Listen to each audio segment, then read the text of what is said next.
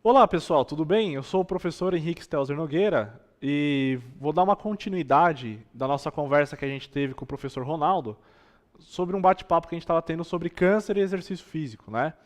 E na ocasião, no final desse nosso bate-papo, eu acabei abordando um pouquinho do último caso mais recente que eu tive, que foi uma paciente com câncer de mama, que teve que fazer o processo cirúrgico de remoção do tumor da mama, que esse processo chama mastectomia. E ao mesmo tempo ela também teve um problema de metástase no osso externo. Então, células cancerígenas da mama acabaram migrando para o osso externo. Inclusive, isso é muito comum de ocorrer, dependendo, claro, do nível do avanço do tipo do câncer. Então, ocorre que teve esse caso real, e eu vou expandir um pouco mais esse caso real para a gente poder entender, então, a prescrição de exercício físico uma situação um pouco mais crítica, né? Uh, no caso, ela fez, então, a remoção da mama, né? E ela colocou, antes de colocar a prótese, ela colocou o expansor, né?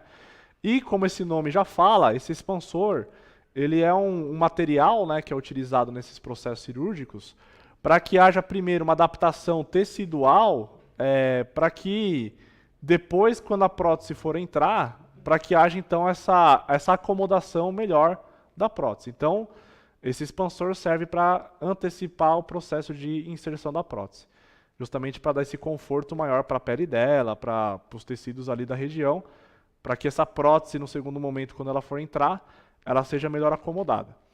Bom, uh, coisas importantes então de se pensar. Ela já estava com essa situação operatória, cirúrgica. Ela tem então metástase no osso externo, que tem que ser controlado, e o controle se dá por um controle paliativo de quimioterapia via oral, né? Isso ela tem que usar o resto da vida. No caso, a gente acabou tendo que então acolher ela, né? Então, antes de sair prescrevendo treino, coisas nesse sentido, a gente sempre tem que pensar no acolhimento desse paciente. Então, eu analisei todo o histórico clínico dela, da cirurgia. Outra coisa importante, a gente tem que entender um pouco também, não que isso seja uma obrigação curricular na graduação e na pós-graduação, mas é uma obrigação, entre aspas, para a sua rotina do dia a dia. Você vai ter que estudar coisas que você não imaginava que você teria que estudar. Por exemplo, a questão farmacológica, né? Então, como a quimioterapia era via oral, eu pedi para ela então me mandar o protocolo que ela estava usando, os fármacos que ela estava administrando, para eu poder consultar a bula e entender então melhor os princípios desses fármacos combinados, para que então eu pudesse entender os efeitos colaterais e as limitações que ela poderia ter de forma mais ampla fisiológica. E além disso, também uma coisa importante que a gente tem que pensar é que no caso de prótese, por exemplo, a gente tem uma questão de biomateriais envolvidas também. Né? Então hoje as próteses, claro que evoluíram, a medicina, a engenharia biomédica e de biomateriais evoluem cada vez mais para oferecer produtos cada vez mais biocompatíveis, né? Só que aquela coisa, né? Vira e mexe a gente vê nos noticiários alguns casos de que se compra uma prótese um pouco mais cara por ser com um pouco de melhor qualidade nesses aspectos de adaptação biocompatível, só que muitas vezes é entregue outra, né? Então a gente tem que tomar um certo cuidado. Então a gente tem que entender também a interação do material lá do silicone, né, que está sendo implantado no paciente. A interação, inclusive, com o próprio sistema imunológico, né, que pode não reconhecer aquela prótese de forma segura, né, e vai querer combater a prótese. Ou então, no caso, o próprio expansor também, né, que antecede essa colocação de prótese. Então, você vai ter que estudar o material daquilo ali e a interação daquilo com o corpo humano. Vai ter que entender um pouco do fármaco, né? Para poder entender então como você vai prescrever. E outro ponto importante é que já que ela fez a remoção e estava fazendo todo esse processo, né, que mexia bastante com a articulação do ombro dela, ela teve limitações articulares. E aí nós temos, pensando nessa questão multidisciplinar do atendimento desse paciente, a gente não é fisioterapeuta. O profissional de educação física não é fisioterapeuta. Porém, ele pode trabalhar junto com o fisioterapeuta no processo de reabilitação articular. Isso é possível, tá? Isso está consolidado na literatura, é discutível bastante isso também. O problema é que as intervenções elas têm focos diferentes, correto?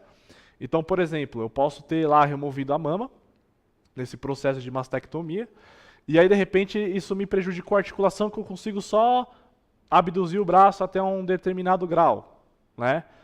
E daqui para cima eu não consigo mais, porque me dói, ou então realmente eu limitei a articulação de alguma forma mecânica ali.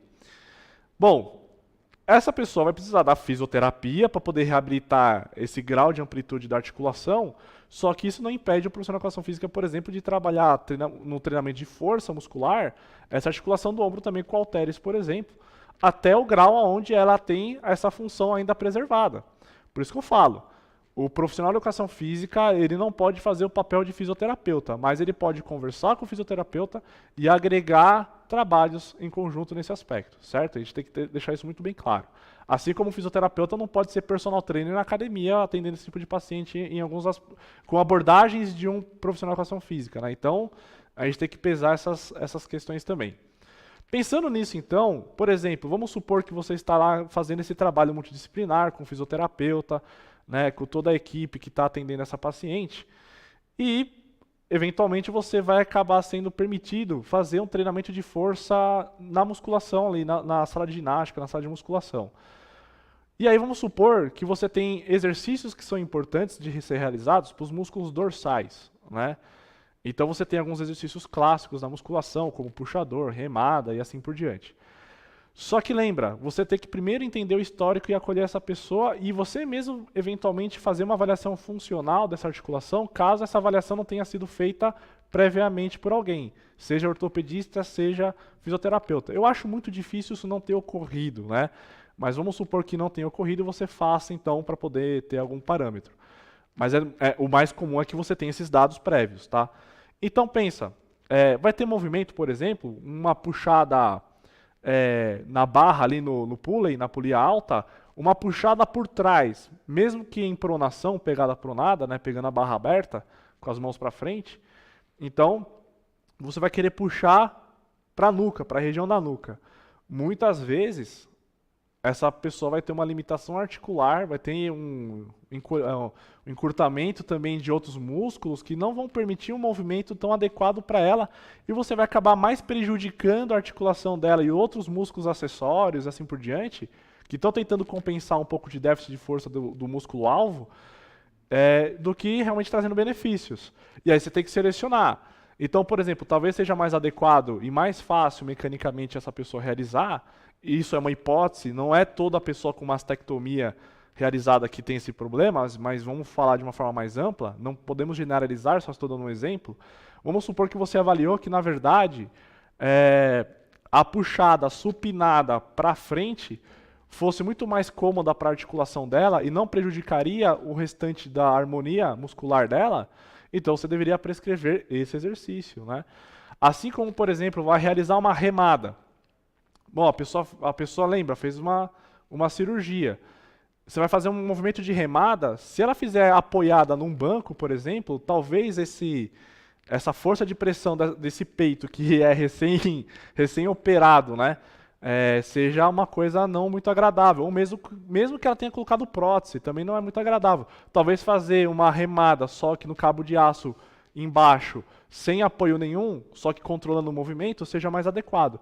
Então, de uma forma geral, eu queria só complementar um pouquinho, puxando o gancho do nosso bate-papo, para um caso específico que foi citado no nosso bate-papo, que eu tive a oportunidade com o professor Ronaldo de comentar sobre o caso, e só para a gente resumir um pouquinho, tentando detalhar um pouquinho mais nesse pouco tempo que a gente tem para conversar, tá bom? Então é isso, espero que vocês tenham gostado.